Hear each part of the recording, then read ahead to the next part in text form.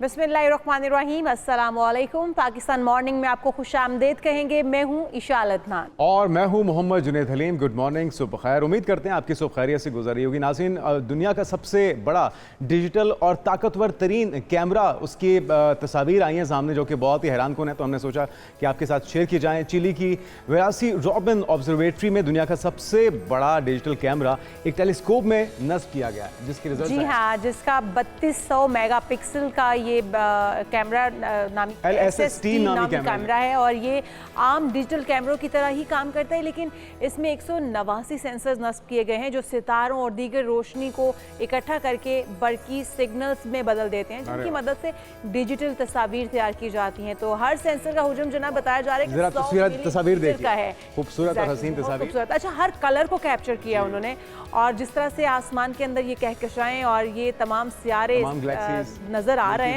यकीनी तौर पर ये सारे के सारे जो अपने असल रंग के अंदर कैप्चर किए जा सके हैं। और पहली बार आज से पहले इंसानी आंख ने इस तरह की तस्वीर शायद ही देखी हो, और ये कमालात आने का सिलसिला जारी है। ये नायाब तस्वीर इस कैमरे की बदौलत जनाब ली गई हैं, जिनको लगता है कि देखिए AI जनरेटेड है। ये या तो किसी की पेंटिंग है, लेकिन ये तख्लीक है रब्बे कायनात की, जिसने इस खूबसूरती के साथ इस कायनात में रंग भरे हैं इस अंदाज में जिसका इंसान तसव्वुर भी नहीं कर सकता। लेकिन इंसान कम अज़ कम इस काबिल हो गया है कि इन्हें कैमरे की आंख से अक्स बंद कर सके। बिल्कुल, और अब कैमरे की आंख से ही देखा जा सकता है। अवलीन तस्वीर सामने आ चुकी है इस कैमरे से, जिसमें लाखों करोड़ों सितारे कहकशाएं आपको दिखाई जा रही हैं। इस ऑब्जर्वेटरी ने इब्तदाई तौर पर 2104 सियारिशों को दरियाफ्त किया, जिनमें से 7 जो हैं वो ज़मीन के करीब तर मौजूद हैं।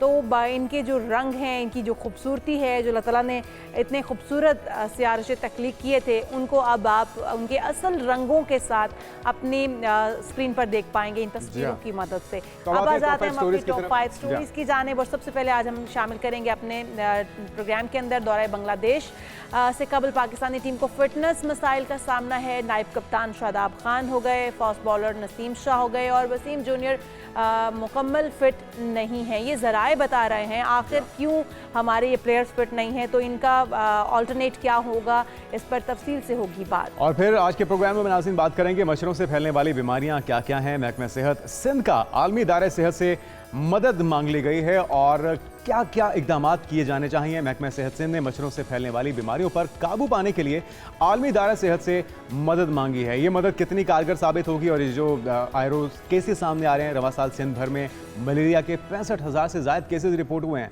इस पर किस तरह से काबू पाया जाए, इसका भी जायजा लेंगे।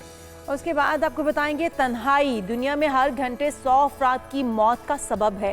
तन्हाई सालाना 8 लाख से ज़ायद अमवात का सबब बन रही है। आलमी इदारा सेहत की रिपोर्ट ये बता रही है आखिर ये इतनी बड़ी वजह क्यों बन गई है अमवात की, इस पर भी तफसील से होगी बात। और एक इंतहाई अहम मौजू जिस पे आज के प्रोग्राम में बात होगी वो ये कि क्या आपका बच्चा अपनी उम्र के मुताबिक बढ़ रहा है, चाहे वो जिस्मानी ग्रोथ हो या फिर ज़हनी नशोनुमा, क्या ये वक्त के मुताबिक हो रही है। वो क्या ऐसे सिम्टम्स हैं जिनको देखते हुए आपको फौरी तौर पे अलर्ट हो जाना चाहिए, चौकन्ना हो जाना चाहिए, और फिर किसी एक्सपर्ट से या डॉक्टर से रुजू करना चाहिए। इस पर तफसील से आज के प्रोग्राम में बात करेंगे। हमारे साथ एक्सपर्ट्स भी मौजूद होंगे।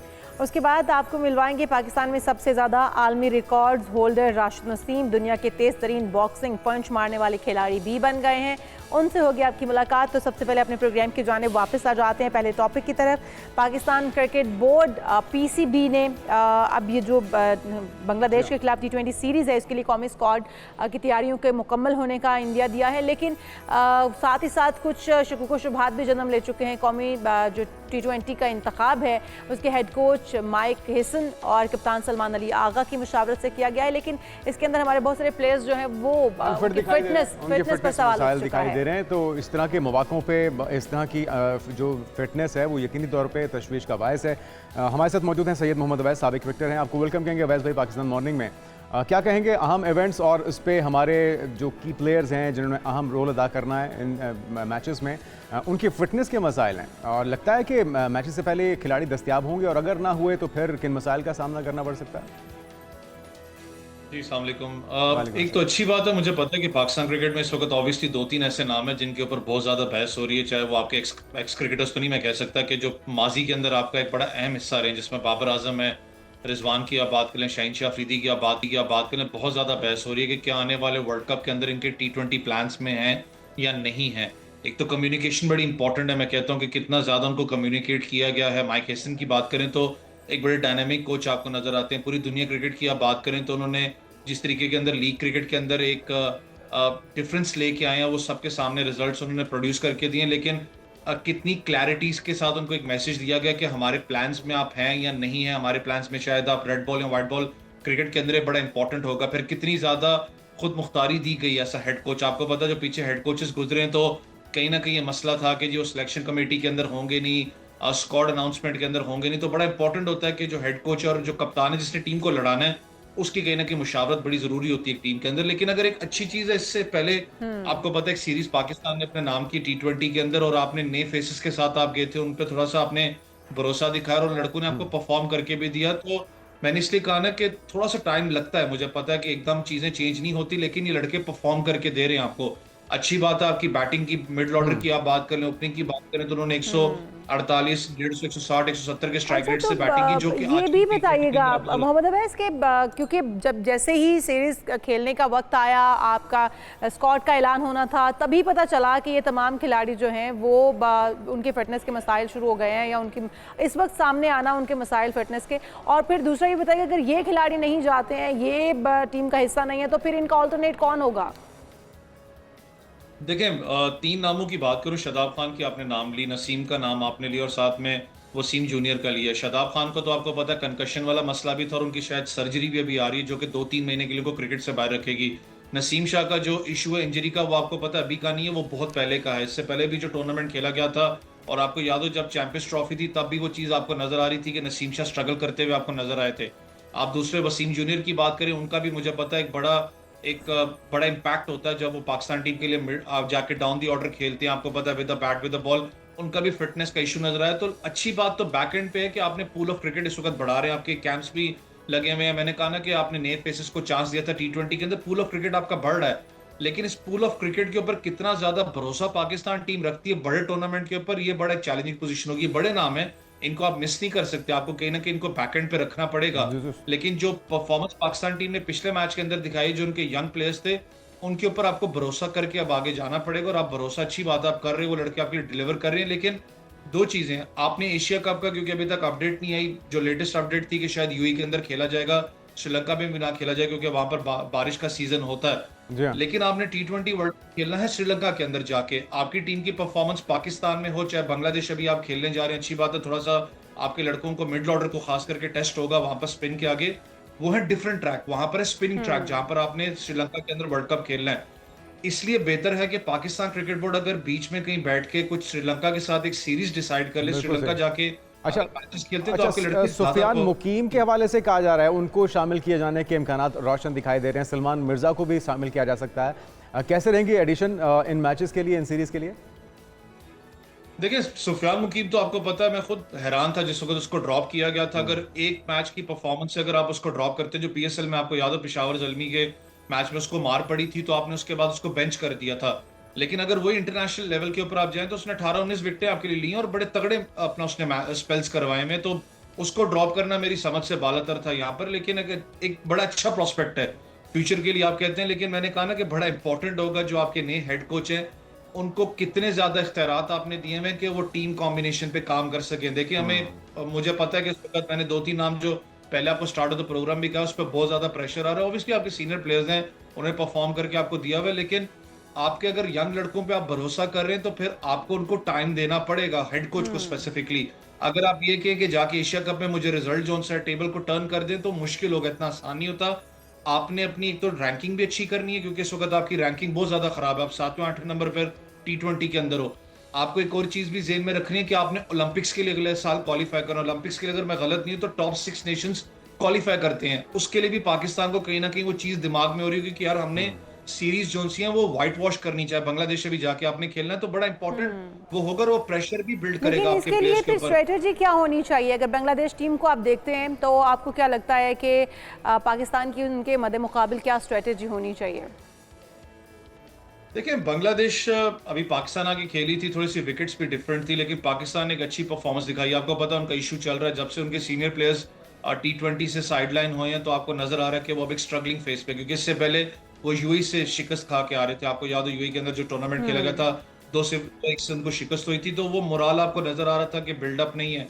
बॉलिंग यूनिट उनकी परफॉर्म नहीं करी थी। बैटिंग के अंदर आप देखें सिवाय लिंटन दास के तो आपको ऐसा कोई एक्सपीरियंस नजर नहीं आता था। लेकिन जब बांग्लादेश के अंदर आप बात करते हैं तो वहां पर वो थोड़ी डिफरेंट साइड आपको नजर आती है, क्योंकि वो होम कंडीशंस में डेंजरस है, फिर उनको प्लस पॉइंट होता है, विकेट्स थोड़ी सी आपको डिफरेंट नजर आती है, वहां पर बॉल जो उनसे ग्रिप भी करता है, स्पिनर्स को कहीं ना कहीं मदद आती है। तो मैंने इसलिए कहा ना कि आपके जो बैट्समैन है, जो स्ट्राइक रेट की मैं बात कर रहा हूँ, जो कि मॉडर्न डे T20 के अंदर आपको स्ट्राइक रेट चाहिए, उसमें वो टेस्ट होंगे लड़के आपके, खास करके जो मिडल ऑर्डर है आपका, जहां पर आपको फायर पावर चाहिए होती है, क्योंकि वो टर्निंग ट्रैक होगा, उसको किस तरीके से काउंटर अटैक करते हैं। लेकिन पाकिस्तान एक अच्छी कंफर्टेबल पोजीशन में आपको नजर आता है। साहिबजादा अच्छी परफॉर्म कर रहा है। आपको पता है एक अच्छी बात, 5वें नंबर के ऊपर आपको एक अच्छा बैट्समैन मिल चुका है, जो कि कहीं पर भी जाके आप उसको सेटल कर सकते हो। मिडल ऑर्डर के अंदर हारिस आपके लिए परफॉर्म कर रहा है। बॉलिंग पेस बैटरी के अंदर वो, जैसे भी नसीम शाह की हम बात कर रहे थे, वो है नहीं, वसीम जूनियर है नहीं, तो वो थोड़ा सा मैं कहता हूँ कि पाकिस्तान को उस पर काम करने की अब जरूरत होगी। बिल्कुल सही। अच्छा, थोड़ी सी अगर खवातीन की बात कर ली जाए, हमारी वुमेन प्लेयर्स ICC T20 आलमी रैंकिंग जारी हुई है, जिसमें बॉलिंग में पाकिस्तान की सादिया इकबाल की पहली पोजीशन बरकरार है। कितनी काबिल तारीफ़ है ये रैंकिंग पे बरकरार ख़ुद को रखना, और ओवरऑल परफॉर्मेंस की अगर बात की जाए। अच्छा हुआ आपने बल्कि ये टॉपिक डिस्कस किया, क्योंकि हम भी अगर अपने शो की बात करें ज्यादा मेंस क्रिकेट पे होती है। वुमेन्स जी हाँ। क्रिकेट की अगर आप बात करें आज, कहीं ना कहीं मैं शायद कहता हूँ कि सेकेंडरी सब्जेक्ट हमने रखा हुआ अनफॉर्चुनेटली है। चाहे वो क्रिकेट बोर्ड की बात करूँ, किसी स्पोर्ट्स में हम कर लें, आज भी एक सेकेंडरी सब्जेक्ट है। मैं हमेशा एक बात करता हूँ कि विद लिमिटेड रिसोर्सेज आपकी फीमेल्स ने जाके अपना दमखम मनवाया पूरी दुनिया के अंदर। मुझे पता है रिजल्ट्स ज्यादा पॉजिटिव आपकी तरफ नहीं आए। वो कैसे आएंगे यार? आपका एक पूरे साल के अंदर एक डोमेस्टिक टूर्नामेंट होता है जिसमें फीमेल ने अपनी टीम में वापसी करनी है, उसके अलावा तो कोई टूर्नामेंट है नहीं। इससे पहले आपको याद हो 5-6 महीने के लिए जो उनसे लड़कियों को कॉन्ट्रैक्ट्स के पैसे तक नहीं मिले थे, उनका कॉन्ट्रैक्ट ही नहीं था। उसके बाद जब आप बात करते हैं बैक टू बैक सीरीज की बात करें, मेंस के साथ कंपेयर करें, तो इतनी ज्यादा सीरीज आपके पास होती नहीं है। अंडर 19 का जो स्ट्रक्चर है उस पर हमने इतना काम नहीं किया, हमने से वो ऐसे रखा हुआ है। फिर मैं कह रहा हूँ सेकेंडरी सब्जेक्ट आपको पता है, अंडर 19 नहीं होगी तो नेशनल टीम जाके ICC के टूर्नामेंट्स नहीं खेलेगी, उनका रूल है ICC का। तब भी जाके आपकी फीमेल्स परफॉर्म करें। सादिया इकबाल की जैसे आपने बात की, उनका लीडिंग विकेट टेकर है, वो बड़ा एक दमखम रखती है पाकिस्तानी स्पिन अटैक के अंदर। आप बात करें उसके बाद सीनियर प्लेयर्स, अभी इस वक्त आपको पता है नहीं टीम के अंदर, फातिमा सना लीड कर रही है फ्रॉम द फ्रंट, वो जाके परफॉर्म कर रही है। ये हैट्स ऑफ है सीरियसली। पता है बहुत से लोग कहते हैं रिजल्ट्स नहीं आते, लेकिन यार आप बैक एंड पे तो स्टोरी देखो ना, कि जब उन बेचारियों को इतने ज्यादा मौका नहीं मिलेगा और वो जाके इतना स्ट्रगल गुजर के महदूद जाके वसाइल के perform साथ करें, तो इस तरह की परफॉर्मेंस भी मेरे ख्याल में काबिल तारीफ़ है। और अगर थोड़ा सा मजीद इनके ऊपर जाए, इनके ऊपर मतलब इन्वेस्ट किया जाए, तो ऑब्वियसली इसके रिजल्ट्स बहुत बेहतर हो सकते हैं। बहुत शुक्रिया। सैयद मोहम्मद अवैस हमारे साथ मौजूद थे। उम्मीद करते हैं कि अनफिट प्लेयर हैं, अपनी फिटनेस पे काम करेंगे और जिस वक्त सीरीज स्टार्ट होगी और दौरा बांग्लादेश से पहले ही अवेलेबल होंगे, ताकि अच्छे रिजल्ट सामने आ सकें। बिल्कुल जी। अब हम यहाँ पर एक ब्रेक शामिल कर लें। जी बिल्कुल। ब्रेक से वापस आएंगे, दीगर हम इश्यूज होंगे, लेकिन एक ब्रेक के बाद स्टे विद अस।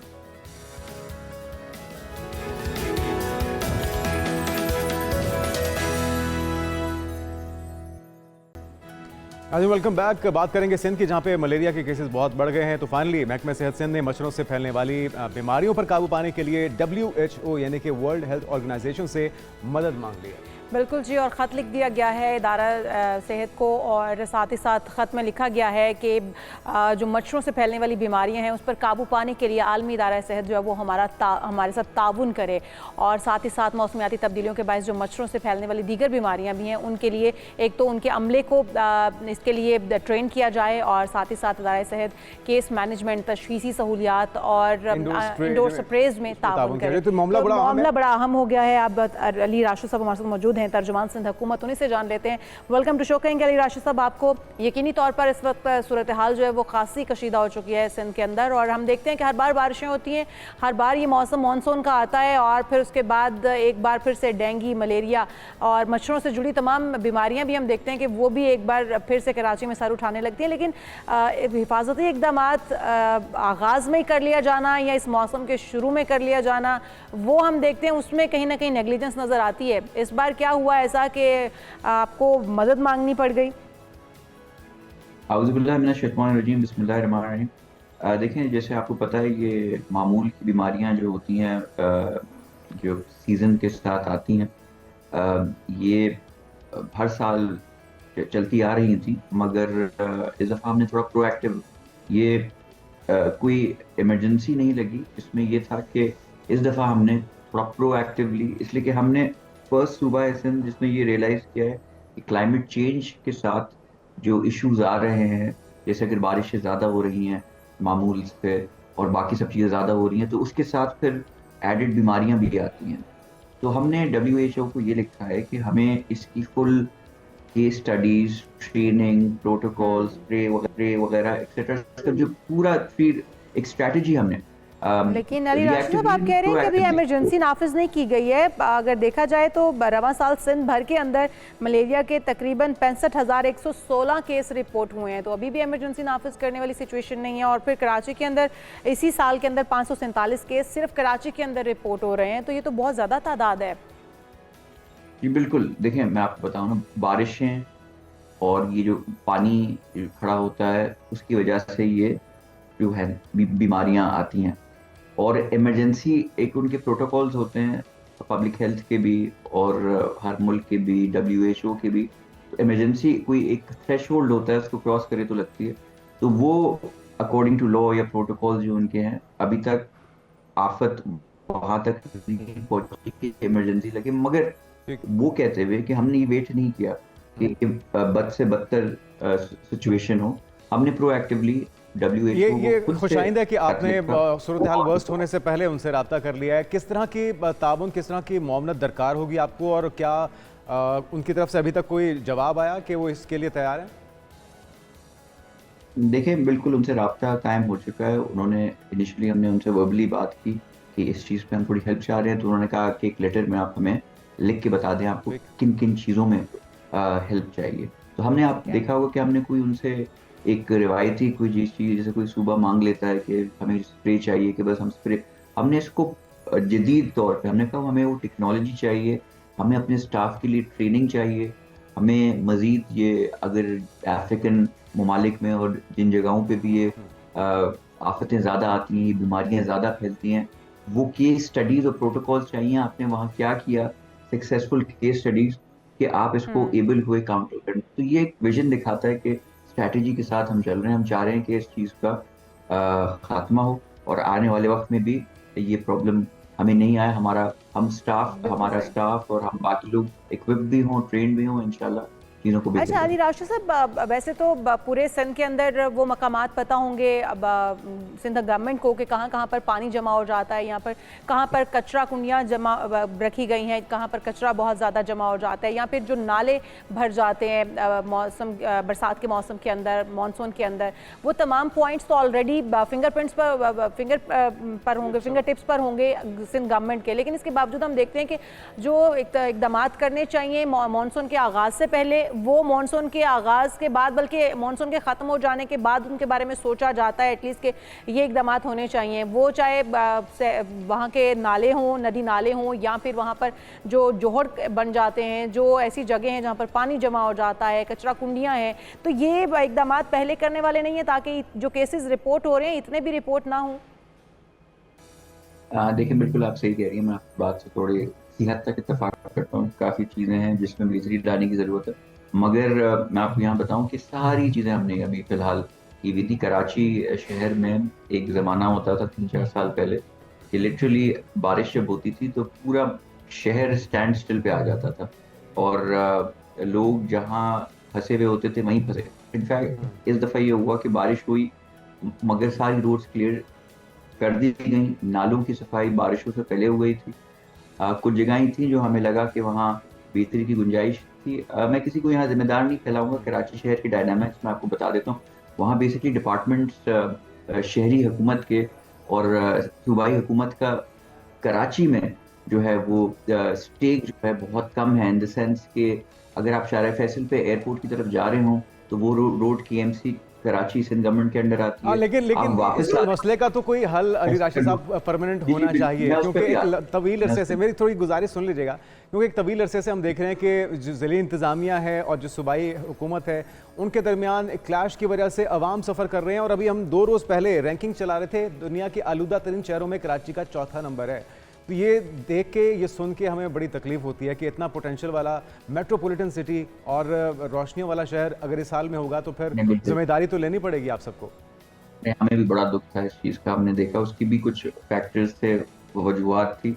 उनके जिन्होंने ये पूरा एक एवेल्युएशन की थी, वो एक इंडियन थे, वो उस पर एक आर्टिकल भी छपा है कि थोड़ा वो बायस शायद वो था, मगर नॉनदलेस हमें काम करने की ज़रूरत है। मैं आपसे बिल्कुल इत्तेफाक करता हूँ कि बेहतरी की गुंजाइश है, उस पर हम लगे हुए हैं। और आप मीडिया के दोस्तों से काफ़ी चीज़ें निशानदेही हो जाती है कि कहाँ कोताही है, कहाँ बेहतरी है, कहाँ चीज़ें बेहतर बिल्कुल हैं। सही है। अच्छा, अवेयरनेस इंशाल्लाह के लिए भी कुछ हो रहा है इस कैंपेन के अंदर, लोगों की अवेयरनेस के लिए कि जी, वो गंदगी ना फैलाएं, जी, वो बिल्कुल। पानी जमा ना करें, चाहे वो पूल्स हों, नर्सरीज हों या दीगर ऐसे अवामी मकामात? जी, बिल्कुल, उस पे बिल्कुल आपने अच्छा सवाल पूछा, और उसमें बिल्कुल हमने अवेयरनेस सेशंस और ये रखे हुए हैं। इसमें हम फ्लायर्स भी बाँट रहे हैं, और डिफरेंट डिफरेंट जगहों पे अस्पतालों में हो गया, बाकी दीगर जगहों पे हो गया, मार्केट्स में हो गया। इस चीज़ की अवेयरनेस भी क्रिएट कर रहे हैं कि ये अगर बीमारी फैलती है तो वो किस वजह से फैलती है। कि लोग उन चीज़ों को अवॉइड करें, थोड़ी सफाई रखें, पानी खड़ा नहीं होने दें, पैनिक कचरा वगैरह। तो ये कोशिश हम पूरी कर रहे हैं। तो अली राशिद साहब, कौन से ऐसे एरियाज़ हैं जो टारगेटेड एरियाज़ हैं जहाँ पर ये बीमारी ज़्यादा तेज़ी से फैल रही है? देखें, रूरल सिंध में ये हमने ज़्यादा इसको पाया है, इसलिए कि वहाँ पानी जो है, आपने जैसे क्लाइमेट चेंज जो है पूरे दुनिया में जिन ममालिक को इफ़ेक्ट किया, पाकिस्तान उसके टॉप 10 की लिस्ट पे है। और कंट्रीब्यूशन जो हमारा है कि हमारा कोई इंडस्ट्रियल फुटप्रिंट हो या कोई कार्बन फुटप्रिंट हो, तो वो हम टॉप 100 में भी नहीं है कि हम कंट्रीब्यूट पोल्यूशन में कर रहे हो। तो ये थोड़ा अनफेयर है। हमने दुनिया में जाके इस हवाले से बात भी की है।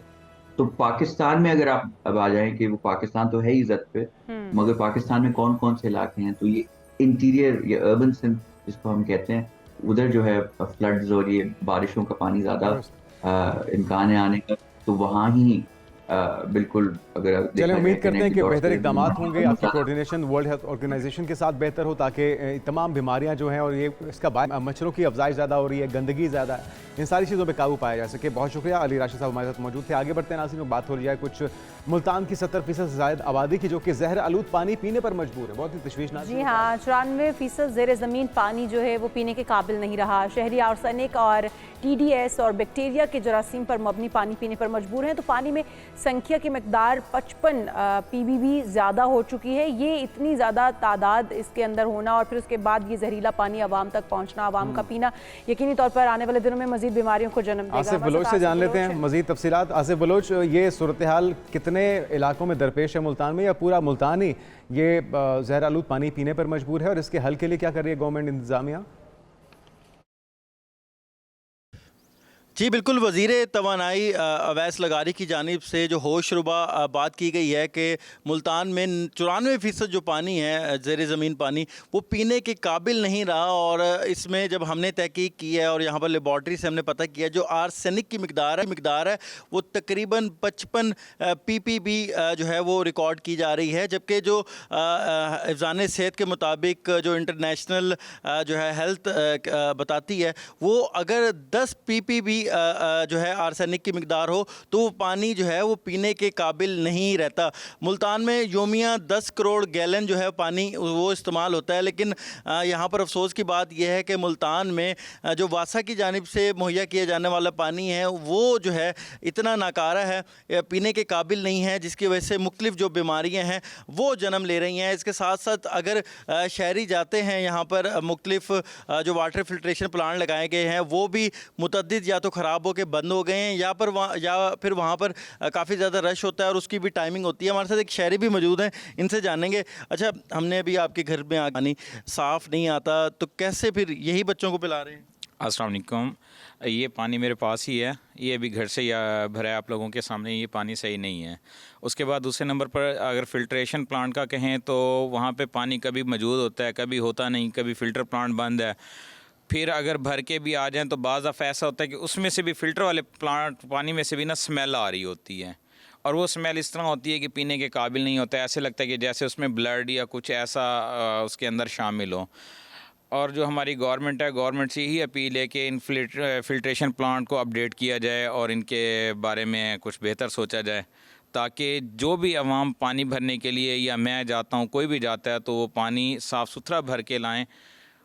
जिससे बीमारियां पैदा ना हों। और आजकल जो बीमारी है वो सिर्फ पानी की ही वजह से पैदा हो रही है, जो पानी ख़राब आ रहा है। जी, जो मुख्तलिफ पेट की बीमारियां हैं, बच्चों की बीमारियां हैं, तो यहाँ पर जो आर्सेनिक है या सिनकिया है उसकी जो मिकदार है वो तकरीबन 55 ppb बताई गई है, जो कि काफ़ी ज़्यादा ख़तरनाक है। और ये जो पानी है वो मुल्तान के शहरी पीने पे मजबूर हैं। तो यहाँ पर शहरी यही मुतालबा कर रहे हैं वासा से, दीगर हुकाम से, कि कम अज़ कम अगर इस जिद्दत के दौर में भी सिर्फ साफ़ पानी का जो असूल है अगर वो भी शहरियों के लिए मुश्किल है, तो हुकूमत जो है वो कहाँ पर खड़ी है, उनके जो दावे हैं वो कहाँ पे खड़े हैं। तो मुल्तान में जितने भी यहाँ पर ओहदेदारान हैं या इंतज़ामिया के लोग हैं, शहरी उनसे यही इल्तजा कर रहे हैं कि कम अज़ कम घरों में साफ़ पानी मिल जाए। और इस वक्त मुल्तान में जो ज़ेरे ज़मीन पानी आलूदा होता जा रहा है, उस हवाले से भी आगामी बुनियादों पर इक़दाम उठाने की ज़रूरत है। जी, बहुत शुक्रिया। आसिफ बलोच हमें बता रहे थे सूरत हाल तशवीशनाक है और ये जुल्म है। मुल्तान की आबादी 98% ऐसे लोग हैं, आबादी है जो कि ये जहरालूद पानी पीने पर मजबूर हैं। इसकी बेहतरी के लिए और इसकी पानी की जो रिसाइकलिंग का अमल है इसको बेहतर करने के लिए फौरी इक़दाम करने की ज़रूरत है। बिल्कुल जी, हम यहाँ पर एक ब्रेक शामिल करेंगे और जब ब्रेक से वापस आएंगे तो आपको बताएंगे कि तन्हाई अमवात की वजह कैसे बन रही है। इस पर बात होगी, लेकिन एक ब्रेक के बाद स्टे विद अस।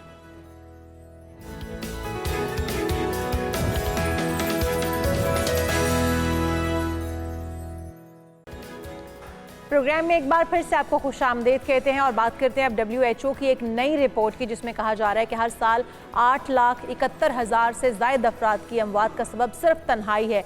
यानी कि हर घंटे में 100 से ज़ायद अफराद तन्हाई के बायस मौत का शिकार हो रहे हैं, जो कि बहुत ज़्यादा तादाद है। जी, इस तशवीशनाक सूरत हाल पर बात करने के लिए माहिर नफ्सियात डॉक्टर नौशाबा अंजुम साहब हमारे साथ मौजूद हैं। डॉक्टर साहब, आपको वेलकम कहेंगे। बड़ी तशवीशनाक सूरत हाल है, यानी कि तन्हाई इतनी जहर कातिल है कि हर एक घंटे में 100 से ज़ायद अफराद इसका शिकार हो जाते हैं। तो किस तरह से छुटकारा पाया जाए?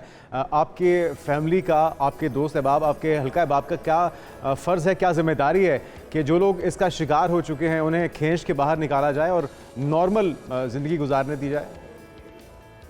जी, बिस्मिल्लाह, शुक्रिया आपके मदद करने का।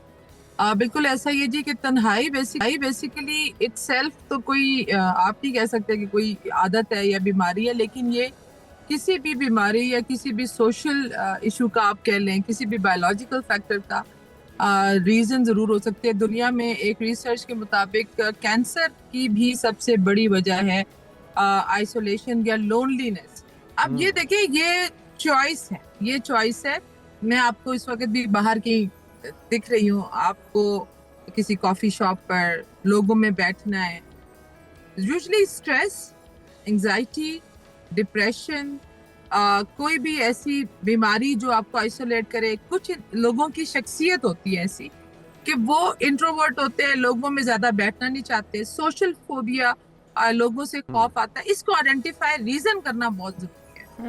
जो आपके इर्द गिर्द के लोग भी हैं, अगर वो ये देखते हैं कि एक शख्स आइसोलेशन पे जा रहा है, क्यों जा रहा है, अवॉइडिंग बिहेवियर हो रहा है, डिप्रेशन में जिस वक्त आप वर्थलेस, हेल्पलेस फील करते हैं, होपलेस फील करते हैं, नाउमीद हो जाते हैं कि यार लोगों में जाकर क्या। यूजुअली हमने बुजुर्गों में ये आदत देखी, बच्चों में ये आदत देखी जो बाहर जाते हैं, बुलिंग का स्कूल्स में शिकार होते हैं। वो बच्चे भी हमने देखा कि घरों में जिनमें कॉन्फ्लिक्ट बहुत ज्यादा होता है, वो आइसोलेट कर लेते हैं, गिव अप कर देते हैं। अच्छा डॉक्टर शाबा, बहुत सारे लोग तो बहुत सारे लोगों के बीच में रहते हुए भी तन्हाई का शिकार होते हैं। वो हम देखते हैं, हमारे घरों की ख़वातीन हैं, मर्द हजरात हैं, या फिर बूढ़े बुज़ुर्ग हैं, बच्चे हैं, बहुत सारे लोग उनके इर्द गिर्द होंगे, हल्का अहबाब होगा एक बड़ा सा, लेकिन इसके बावजूद वो तन्हाई का शिकार होते हैं। वो किसी से दूसरे से बात करना नहीं चाहते हैं, या फिर वो अपने अंदर ही किसी न किसी गम को, दर्द को छुपाए हुए होते हैं। कितना ज़रूरी है दूसरों के साथ शेयरिंग करना, वो अपने दिल की बात कह देना, अपने दिल का गुबार कह देना, बजाय इसके कि अपने अंदर ही वो उसको बर्दाश्त करते रहना और फिर तन्हाई का शिकार होकर मौत को गले लगा लेना। देखिए, दुनिया में सबसे जो बड़ा दुख है ना, वो एहसान फरामोशी का दुख है। मोहब्बत से भी बड़ा कोई दुख नहीं। कुछ लोग तो मोहब्बतों में, मोहब्बत के हमने देखा ज्यादातर लोग, बच्चे हैं, बड़े हैं, वो आपको आइसोलेट करती है। अगर आपको ये एक बहुत बड़ी तकलीफ है। और ना देखा कि एक्सपेक्टेशंस, जब आपके पास गिव अप कर जाते हैं, आप कम्युनिकेट नहीं कर सकते, तो आप क्या करते हैं कि आप खामोश हो जाते हैं। वो खामोशी बहुत खतरनाक है। अगर वो कोई ऐसा पास्ट ट्रॉमा है आपका जो आप लेकर साथ साथ चल रहे हैं, जिसको PTSD कह सकते हैं, डिप्रेशन कह सकते हैं, वो फिर आपको अंदर ही अंदर, उसके अंदर सबसे बड़ी चीज ये है कि अब वो बायोलॉजिकल फैक्टर हो गया, आपके खून के अंदर चला गया है, आपकी कॉग्निशन ले रहा है, आप बयान नहीं कर सकते उस मसले को। तो जरूर देखिए, कहते हैं जिंदगी का क्या फायदा, कुछ लोग तो मौत की तरफ जा रहे हैं अगर वो कहते हैं आपको इस जिंदगी का कोई। हमारे यहाँ देखिए बड़े बड़े सेलिब्रिटी, अभी आपने देखा वो जी आयशा हाँ। जो हमारी एक्ट्रेस है, का आपने सीन देखा कि हमारे यहाँ एक सेट स्कैमर्स हैं, भाई बूढ़ी औरत है, इसको अब माँ के रोल में ही आना है या नानी के रोल में ही आना है, ये इस एज में शादी नहीं कर सकती, ये इस एज के अंदर अपनी जिंदगी के बारे में नहीं सोच सकती, या मर्द के लिए भी कि नहीं सोच सकता। कंपेनियनशिप इज जी वेरी इम्पोर्टेंट। देखिए आपको एक वार्मथ चाहिए, कौन सा दुनिया का शख्स है जिसको वार्मथ नहीं चाहिए, और बिल्कुल। वो अच्छा, आपको लेकिन क्या क्या इसका कोई नेवल बदल हो सकता है? जिस तरह आजकल सोशल मीडिया का दौर है, हम देखते हैं कि हमारे जो बुजुर्ग हैं वो भी मोबाइल के साथ लगे हुए हैं। चलें कुछ देर के लिए तो उनका दिल बहल जाएगा, लेकिन क्या ये नेवल बदल हो सकेगा उन रिश्तों का? आपकी बेटी, आपका नहीं। बेटा जो आपके साथ वक्त गुजारता है, क्या वो आपके साथ जो नहीं। फीलिंग्स या आपकी दुख दर्द को शेयर करता है, क्या सोशल मीडिया के साथ नहीं। या मोबाइल या गैजेट्स यूज करके उसको कवर किया जा सकता है, डॉक्टर साहब? नहीं, देखिए एक चीज मैं आपको बताऊं कि सोशल मीडिया, स्पेशली जो हमारा फेसबुक है, हमने बाकी भी देखे सोशल मीडिया, ये अब आपकी चॉइस है। कोई एक या दो या चार लोग, वाकई आपके 50 लोग आपके दोस्त होंगे उसमें, ठीक है, एक ग्रुप होगा। लेकिन अगर आपकी हजारों लाखों में फैन फॉलोइंग है, या आप लोगों को साथ आपने लिए में, आप हर एक के साथ इंटरेक्ट और कम्युनिकेट नहीं कर सकते। देखिए कोई भी चीज तो इल्यूजन है, फेक है, वो आपको मजीद डिप्रेशन में ले जाएगी। और ये भी एक बहुत बड़ी वजह मैं आपको बता रही हूँ कि जो बच्चे कमरों में बैठ के उन्होंने एक साइबर वर्ल्ड के अंदर दुनिया बनाई हुई है, लेकिन बाहर की दुनिया में वो कम्युनिकेट नहीं कर सकते। कम्युनिकेशन का कॉन्फिडेंस नहीं है, बात कैसे करनी है, प्यार कैसे होना है, अपना रोल कैसे प्ले करना है। तो जिंदगी बैलेंस का नाम है। अच्छा, हमने बच्चों को डॉक्टर निशाबा, मुझे तो बड़ों ये को लगता है कि जो सोशल मीडिया है या फ़ोन का ज़्यादा इस्तेमाल है, उसने हमें अपनों से ही दूर कर दिया है। हम देखते हैं कि घर के अंदर माँ बाप, बहन भाई, चचा ताया फूफो सब मौजूद होते हैं, लेकिन इसके बावजूद बच्चे बड़ों से बात करने की बजाय अपने अपने मोबाइल में लगे हुए हैं। और फिर अल्टीमेटली, जैसे जुनैद भी कह रहे थे कि वक्ती तौर पर तो आप दिल बहला लेते हैं, लेकिन उसके बाद तन्हाई का शिकार हो जाते हैं। तो कहीं हमें सोशल मीडिया ने, हमें इन गैजेट्स ने अपनों से दूर तो नहीं कर दिया? क्योंकि अब हमने किसी को ईद मुबारक कहना है, किसी का हाल अहवाल पूछना है, तो हम सोशल मीडिया ऐप्स के थ्रू पूछ लेते हैं। हम वहां पर जाना, उनसे मिलना गवारा नहीं करते, और यूं फिर हम या तो खुद तन्हाई का शिकार हो जाते हैं या फिर दूसरे को कर देते हैं। तो इस तरह से जो लोग तन्हाई का शिकार हैं, उनको इससे निकाला कैसे जाए, और क्या सोशल मीडिया इसकी एक वजह हो सकती है? बिल्कुल इसकी वजह ये अभी की बात नहीं है। अब तो ये बात मुझे लगता है पिछले जमाने की हो गई है कि हम तकरीबन एक दिहाई से इसके ऊपर बात कर रहे हैं। मुझे 10-12 साल हो गए इसके ऊपर बात करते हुए कि हम आइसोलेशन में जा रहे हैं। जब हमारे घर, वो बड़े जो घर होते थे जिसमें एक दादा दादी और चाचा चाची और उनके बच्चे और उनके वो इकट्ठे रहते थे, खानदानी घर होता था। उसके बाद हम छोटे घरों में आए और फिर अपार्टमेंट्स में, और अब स्टूडियो अपार्टमेंट्स में। आपको क्या लगता है कि ये इतनी तेजी से जो हमारे स्टूडियो अपार्टमेंट्स बिक रहे हैं या निकल रहे हैं, क्यों? क्योंकि हमने डिसाइड कर लिया है कि वो जो एक इंडिविजुअलिस्टिक आपकी हमने सो कॉल्ड, तो ये एक देखिए अभी ये एक ग्लोबल वर्ल्ड में हम आ गए हैं। वैल्यू सिस्टम चेंज हो रहा है हमारे यहाँ, बहुत ज्यादा चेंजेस सोशल आ रहे हैं, सोशल फैक्टर्स, इनसे हम बच नहीं सकते। लेकिन देखिए हमारा एसेट है हमारा खानदानी निजाम। अगर हमने किसी तरीके से, बिल्कुल हो जाती हैं लड़ाइयाँ, बिल्कुल हो जाते हैं, प्रॉब्लम्स भी हो जाते हैं, आप डिसाइड कर लेते हैं, बाज़ औक़ात समझाते हैं। कुछ डिसीजंस ऐसे होते हैं कि आप अपने आप को थोड़ी देर के लिए आइसोलेट करते हैं ताकि आप लोगों को समझा सके कि भाई ये मैंने डिसीजन लिया है, इसकी ये रीजन है। लेकिन अगर आप ये समझ रहे हैं कि आप ही सिर्फ अकेले कुल हैं और पूरा जो आपकी दुनिया है और ये पूरी बरादरी है वो गलत है, ऐसा नहीं है। और तीसरी बात ये कि जो इर्द गिर्द के लोग हैं, देखिए ये बीमारी है, मैं इसको इस चीज पे नहीं, सोशल फैक्टर इसमें बहुत कम है।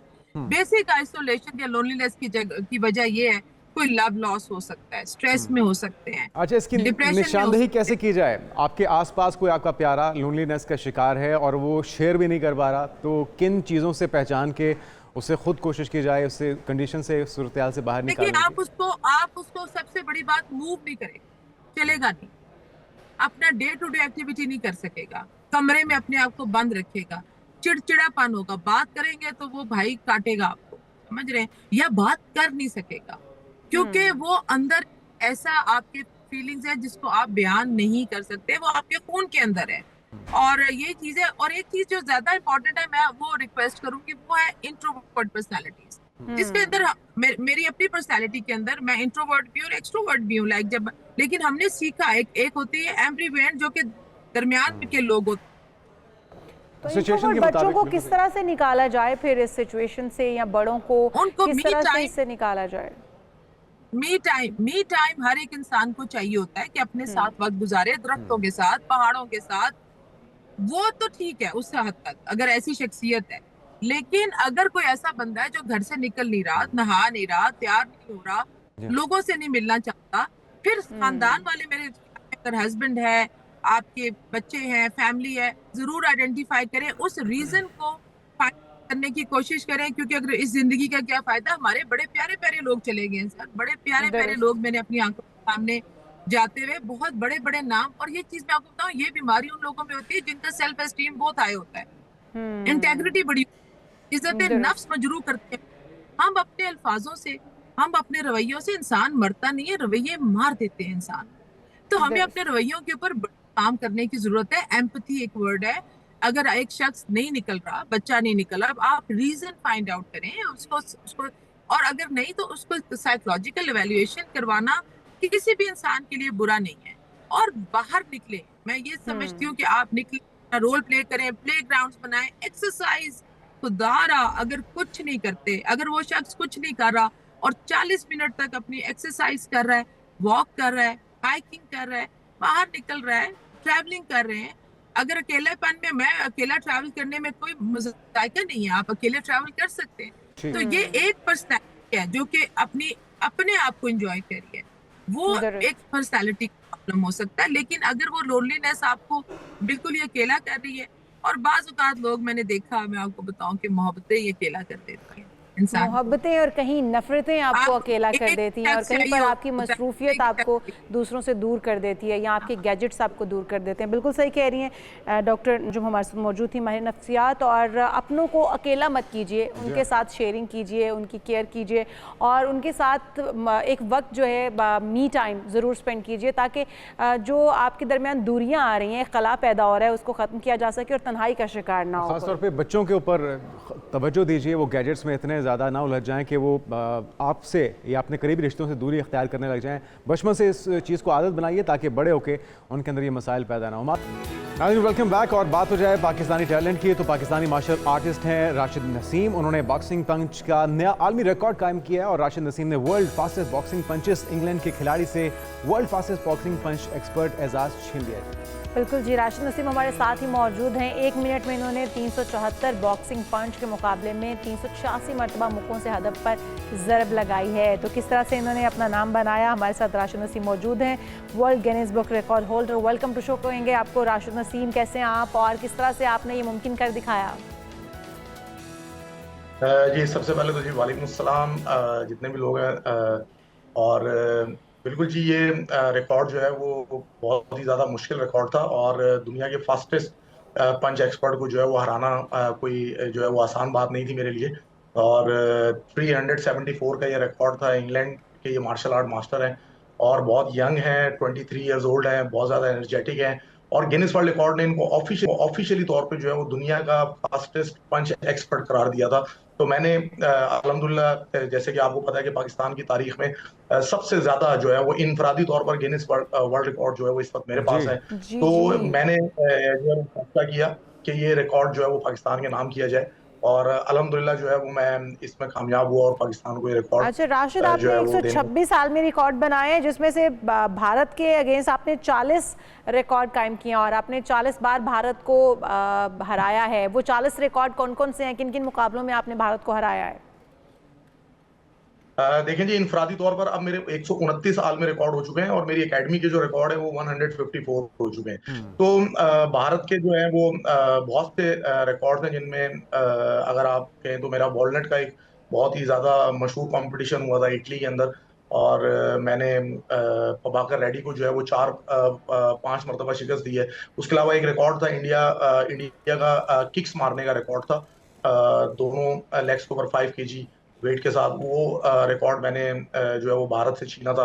उसके अलावा एक नी स्ट्राइक का रिकॉर्ड था, वो मैंने भारत से छीना था। उसके अलावा फिर ननचक्कू का एक रिकॉर्ड था, बैक एंड रोल का जो है वो भी मैंने तो भारत राशिद, के इन एथलीट सारे से लिया रिकॉर्ड्स था। में से आपका फेवरेट रिकॉर्ड कौन सा है जिसमें आपको वाकई में मज़ा भी आया हो, और सबसे मुश्किल कौन सा रहा जिसके लिए बहुत मेहनत करनी पड़ी आपको? देखिए, अभी तो सबसे ज्यादा मजा जो है ना वो बॉक्सिंग वाला पंच वाला जो रिकॉर्ड है ना उसका आ रहा है, अच्छा। क्योंकि ये रिकॉर्ड भी जो है ना वो एक ड्रीम की तरह था, और इस रिकॉर्ड को हासिल करने के लिए बहुत ज्यादा जो है वो मैंने मेहनत की थी। और अगर इसके अलावा देखें तो ग्रीन कोकोनट वाला मेरा रिकॉर्ड है वो काफी मुश्किल था। एक भारत का रिकॉर्ड ही मैंने जो है वो तोड़ा था, जो दोनों लेग्स के ऊपर 5 kg वेट बांधकर जो है वो 2050 किकें करनी थी, और मैंने 2163 किकें जो है वो की थी टारगेट के ऊपर। तो ये एक बड़ा मुश्किल रिकॉर्ड था जो मैंने भारत से किया था। तो मेरी कोशिश होती है कि मैं मुश्किल से मुश्किल रिकॉर्ड्स जो है वो बनाऊं कि पूरी दुनिया में किसी भी एथलीट के पास हो। तो यही वजह है कि मेरे जो कॉम्पिटिटर्स हैं पूरी दुनिया में जो है वो बड़े ही ज्यादा वर्ल्ड लेवल के हैं। और आजकल जो है वो मैं जर्मनी के कुछ रिकॉर्ड्स हैं वो तोड़ने की भी प्रैक्टिस कर रहा हूँ, और जर्मनी वाले और जो वो है किस मेरे चीज़ के रिकॉर्ड्स को रिकॉर्ड है तोड़ने की राशिद, अगर आप बता सकें किस चीज़ पे काम हो रहा है और कितना टाइम लग जाएगा, कितनी मेहनत करनी पड़ती है इस ट्रेनिंग में, इस अरसे को कितना अभी मैंने वक्त में? रिसेंटली जो है अभी मैंने रिसेंटली एक रिकॉर्ड बनाया था वॉलनट्स ब्रेकिंग का। 289 वॉलनट्स मैंने हाथ में अंडा पकड़ के किए थे। तो जर्मनी के एक एथलीट है जो है वो उन्होंने वो रिकॉर्ड जो है ना वो तोड़ने की कोशिश वो कर रहे हैं, उनकी वीडियोस आ रही हैं और वो मुसलसल मुझे टैग भी कर रहे हैं। और अभी मैं एक रिकॉर्ड को तोड़ने की कोशिश कर रहा हूँ जो वो भी जर्मनी के पास ही है। 120 जो है 120 केन क्रश करने हैं एल्बो के साथ इन 1 मिनट। और दुनिया का जो है वो फास्ट दुनिया की सबसे स्ट्रॉन्गेस्ट एल्बो जो है उनको कहा जाता है कि उनके पास है। और मैं कोशिश कर रहा हूँ कि जिस तरह ये वर्ल्ड फास्टेस्ट बॉक्सिंग पंच का जो है वो मैंने रिकॉर्ड पाकिस्तान के नाम किया है, तो वो वाला रिकॉर्ड भी जो है वो पाकिस्तान के नाम करूँ। तो इन्हीं साहब का मैंने एक रिकॉर्ड तोड़ा भी है जो कि फास्टेस्ट टाइम के अंदर जो है वो 50 केन क्रश करने का था। वो उन्हीं साहब का जो है रिकॉर्ड को मैंने तोड़ के पाकिस्तान के नाम किया है ऑलरेडी। अच्छा राशिद, ये शौक कब से है आपको कि दूसरों के रिकॉर्ड तोड़ने हैं और गिनीज वर्ल्ड रिकॉर्ड में अपना बुक में अपना रिकॉर्ड अपना दर्ज करवाना है नाम?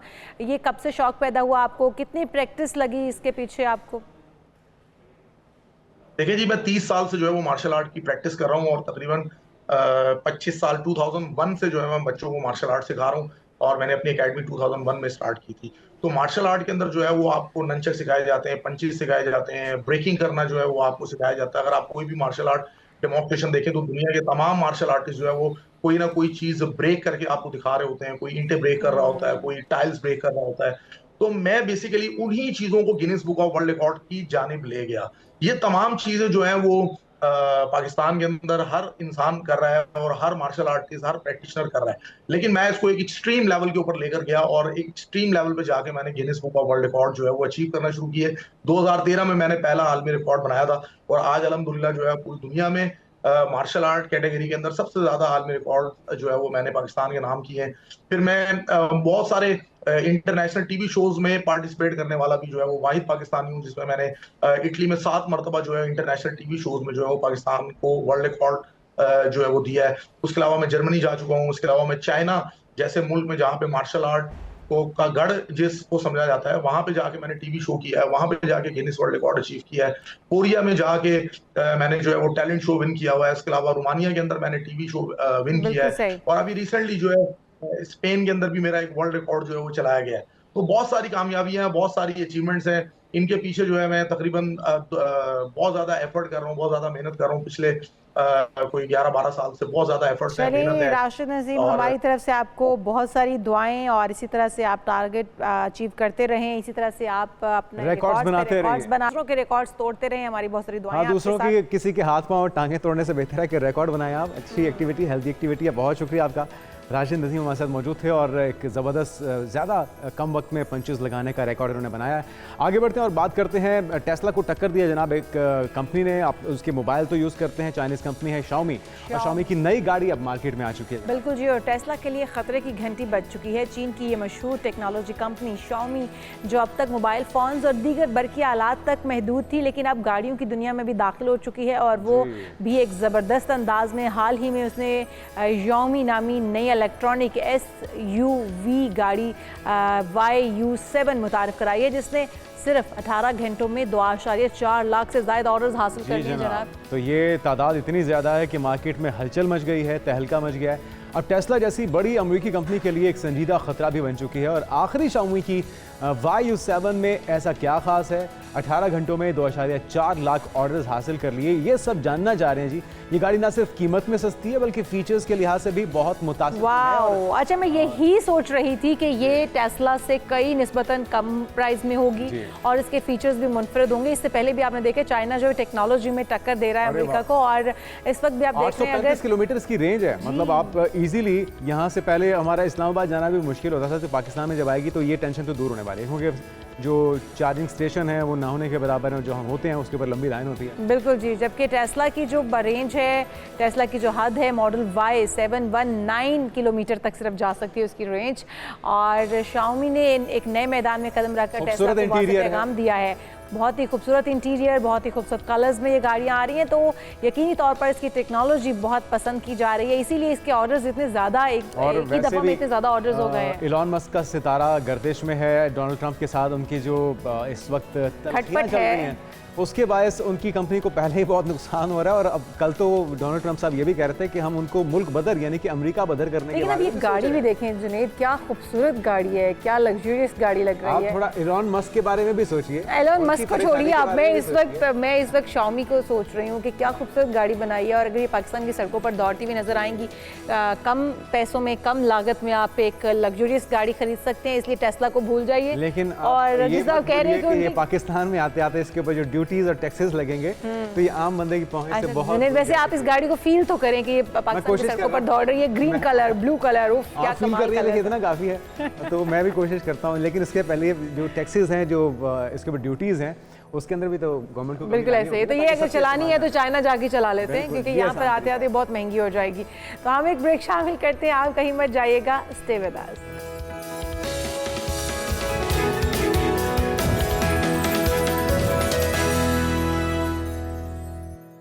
प्रोग्राम में एक बार फिर से आपको खुशामदीद कहते हैं, और अभी का टॉपिक लेकर आए हैं हम उन माओं के लिए, उन वालिदैन के लिए जो कि परेशानी का शिकार हैं, क्योंकि आजकल वालिदैन को ये शिकायत होती है कि उनका बच्चा बोल नहीं रहा, उनका बच्चा दुरुस्त उम्र के मुताबिक अल्फाज अदा नहीं कर पा रहा, या इशारों से चीज़ें मांगता है, या फिर उसकी ग्रोथ उस तरह से नहीं हो पा रही है, वो कॉन्सनट्रेट नहीं कर पाता है, या फिर वो देखने में उसको प्रॉब्लम हो रही है। तो ये तमाम मसाइल उन वालिदैन के हैं जिनके बच्चे अभी बहुत छोटे हैं, ग्रोइंग एज में हैं, और वो बच्चे उस तरह से रिस्पॉन्ड नहीं कर रहे हैं। और इस तरह के मसाइल का सही हल क्या है, किस उम्र में जो वालिदैन हैं उन्हें अलर्ट हो जाना चाहिए, इन्हीं तमाम सवालात को रखेंगे। हमारे मेहमान के साथ हमारे साथ मौजूद हैं मारूफ न्यूरो पीड्स फिजियोथेरेपिस्ट डॉक्टर समन भट्ट साहिबा, जो फातिमा मेमोरियल और UHS से तालीम याफ्ता हैं, और वो लाहौर की वाहिद फिजियोथेरेपिस्ट हैं जिन्होंने बरतानिया से डायनेमिक मूवमेंट इंटरवेंशन थेरेपी की सर्टिफिकेशन हासिल की है, और 2019 से जो अपना इदारा चला रही हैं वो भी आपको बताते हैं। Ability plus neuro habilitation centre की बुनियाद उन्होंने रखी है। तो बहुत ही ज़बरदस्त काम करें डॉक्टर साहब, आपको वेलकम कहेंगे पाकिस्तान मॉर्निंग में। कितने अरसे से आप ये खदमात सर अंजाम दे रही हैं? किस तरह के केसेस, किस तरह के बच्चे आपके पास आते हैं? जी, मैं 2013 से ही बच्चों के साथ मुंसलिक हूँ, और 2019 से मैंने फिर अपना सेंटर बनाया, neuro ability plus neuro habilitation centre.